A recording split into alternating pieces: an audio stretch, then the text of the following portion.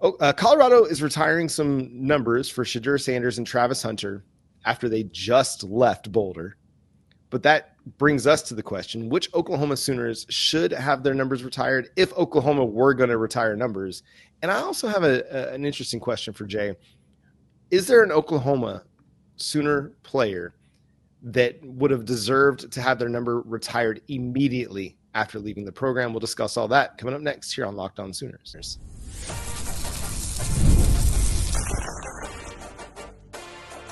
You are Locked On Sooners, your daily podcast on the Oklahoma Sooners. Part of the Locked On Podcast Network, your team every day.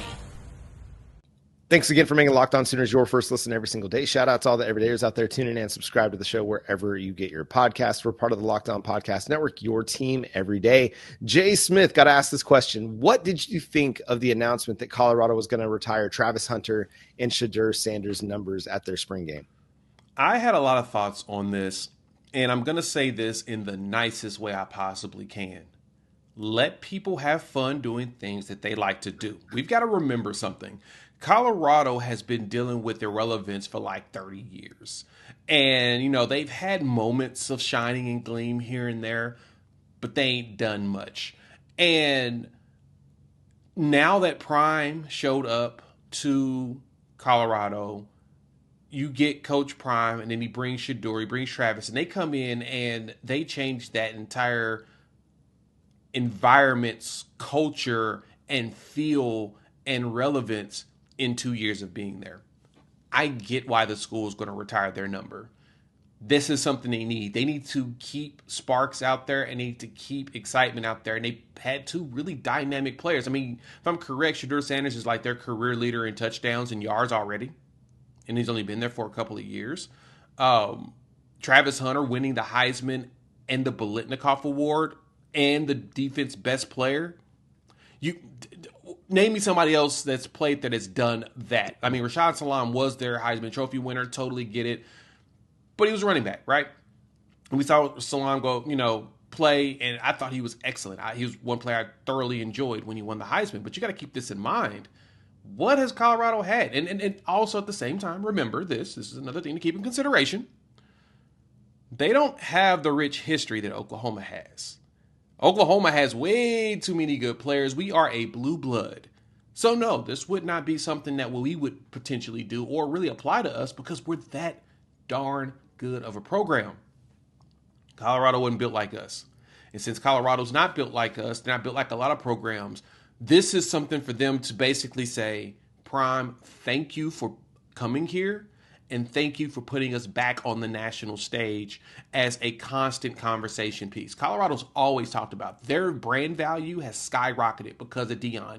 And if he can continue to do this, he shows that he can continue to keep them up there winning 8, 9, 10 games on a consistent basis. He may never leave Colorado. I don't think another program is going to be able to pull him away because the Buffs at some point is going to increase their stadium. They're going to make changes to all their facilities. They've got this influx of money because people want to donate now. They brought in so much revenue into just the ecosystem of Boulder, Colorado. I get why they're doing it. This is a thank you to Prime and him coming there. And then, showing that the prospective, recruits and transfers that they're going to celebrate you for coming there and doing good things. I don't see a problem with it personally. Yeah. And I don't listen. I think you're right. Let people have fun and let people do what they want to do. I think what stands out is guys like Cordell Stewart, who had Colorado very much in the national consciousness of college football with his play. Slash. Everybody talked about Slash because he could do everything, right? He was one of the first multi-tool players that you saw playing the quarterback position so well, playing wide receiver really, really well as well. And, there's a Northeastern State's head coach here in Tahlequah. He's a former Colorado Buffalo from back in the 90s, was drafted, went to the NFL, played a few years. But he talked about how usually there's a cooling off period for some of this. And I get it. There's a ton of buzz around Travis Hunter right now and Shedeur Sanders as they're about to be, top 15 picks in the NFL draft. But generally, you kind of wait a minute and let that kind of materialize, let it marinate a little, and then see. Travis Hunter makes a lot of sense. The dude accomplished everything that you want to accomplish in college football as a wide receiver and a cornerback. You cannot argue with the accolades. Shedeur Sanders was really, really good. And yet, to me, it seems like his career didn't finish as highly thought of because there were no team accolades. Now, get it. It's an individual accomplishment. Football's a team sport. So I'm not going to have too big an issue with it. But that brings me to my next question, Jay. Who's the first person you would think of if Oklahoma decided to retire a football number? That to me is this is where the challenge comes in. The list is long. You could go early years. I mean, you can go to, first off, you can look at one of your 7 Heisman Trophy winners. So that makes it easy to even start there. You can look at, there's just so many players that you can choose from. I mean, some people will go with Holloway, some will go with Owens, some will go with Sims, Vessels. The list is a little too long. But if I was to go ahead and try to pick somebody, I'd probably go early 2000s. Maybe like the dynamicness of an Adrian Peterson, maybe a record setter like Sam Bradford, who kind of ushered in a new era of college football with with that offense and that spread and 50 touchdowns in a season, doing something that's just ridiculous. That would probably be who I would consider. I know that Oklahoma, of course, Oklahoma doesn't retire numbers because we have way too many players we would have to retire numbers for. But I'd probably go Bradford or Adrian. I know a lot of people in the comments will be like, "What, you wouldn't pick one of the older players?" I know. I like to look at the players that I watched play. If I was to go ahead and pick somebody, like I actually saw with my eyes, and just Peterson as a true freshman was just too stupid and absurd. You rushed for almost 2,000 yards as a true freshman, and you didn't even start the first game of the year. You just played in it, the first couple of games. So it's hard to choose. I just say it's very hard to choose, but I'd probably go with like Peterson or Sam Bradford just because, what Sam Bradford overcame to get that starting quarterback position and then what he finished doing. And then Adrian's just 1 year of just dominance as a true freshman. Yeah, if you're looking at the most productive player of the 21st century, Leroy or Sam Bradford. If you're looking at maybe the most talented player of the 21st century, Adrian Peterson. If you want to go before all that, Leroy Selmon is the name that pops up most often when you talk about the greatest Oklahoma Sooners of all time. You talk about the most important, the most dynamic. I mean, that dude stands head and shoulders above probably everybody else. I mean, he was a college football Hall of Famer. He's an NFL Hall of Famer. He was a first overall draft pick. He led Oklahoma during those Switzer years on the defensive side of the ball. But you also can't discount what his brothers, Lucius and Dewey, did as well. They were great players in their own right. I mean, those were just great teams. And that's where you run out of options in retiring numbers, because if you start listing every single person, you will run out of numbers. And you'll have to start putting triple digits on people's back to make it work. But it's just a fun and interesting conversation. I think if you're looking at a player that you would want to retire like immediately after because of different accolades, to me, Leroy would be one of those guys. You're talking, 21st century, maybe somebody from that 2000 national title team. Josh Heupel. I mean, he helped kind of usher in the air raid offense into everybody's, frontal cortex and the front of mind, like bringing that to popularity because he did it at Oklahoma. So I don't know. There's a lot of really fun and fascinating names out there. To add to that list too, I mean, one that probably some people in the comments are going to say, I can't believe you didn't say this guy who's considered the best quarterback since 2000, the best quarterback in the 21st century in college football. I know, Baker Mayfield. I totally get you there.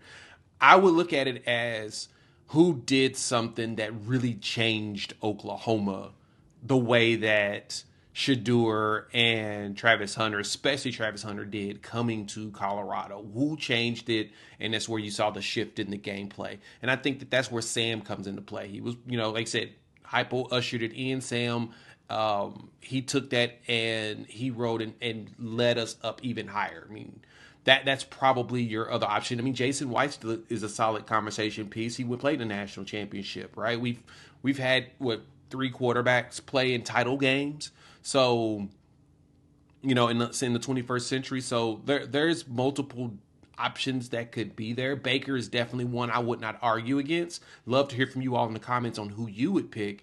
That's the problem why you can't do that at Oklahoma like you can at others. I mean, Baker just added to the lore of Oklahoma history. Kyler was probably considered one of the most dynamic players to ever play at Oklahoma, so Kyler is a consideration. You getting back-to-back Heisman Trophy winners, as well as even getting the number 2 in the voting with Jalen Hurts as a transfer. Granted, those 3 were all transfers. I would say you would probably want to look at you would look at transfer similar to Colorado, but game changers, the ones that but you can go back to some of the others. You can go back to Owens. You can go back to Holloway. You've got Leroy Selmon. You could do that easily for Oklahoma, and that's honestly where you have the difference in why Oklahoma can't do it, but Colorado can. All right, so here's my final answer for the 21st century. Rocky Calmus. Okay. Part of the 2000 national championship team, a 2-time consensus All-American, Big 12 Defensive Player of the Year in 2000, 2-time first-team All-Big 12, second-team All-Big 12 in 1999, won the Butkus, won the Jack Lambert. So if you want to look at somebody with like similar accolades to a Travis Hunter after their career is over, Rocky Calmus definitely would have a big time say in that. But again, just too many. There's just way too many numbers to consider. And maybe that's a debate for later. We just go decade by decade and be like, here's the guy. This is the guy. That's the dude. Because there's just so many great players. We didn't even talk about Brian Bosworth. My goodness. Nope. So y'all going to kill us for not mentioning certain players, and we get it. Billy Sims, please let us know. Yeah. Who's in your Oklahoma Sooners Ring of Honor. We'd love to hear that in the comment sections. Let us know. Mount Rushmore. Give us your Mount Rushmore. Just give us your 4. Give us your 4. Simple. If you want to go pre-1999, you want to go post-1999, 2 very different eras of Oklahoma football, but a lot of great players at the Blue Blood program that is the Oklahoma Sooners. And again, one of the greatest football programs of all time.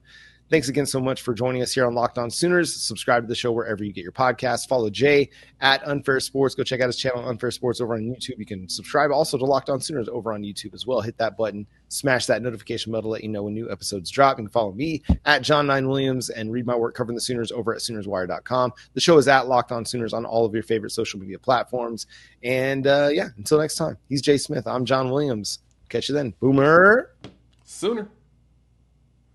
The list is just too long, guys. Let's just be realistic. Too many greats. Yeah. Too many greats. It's great being great.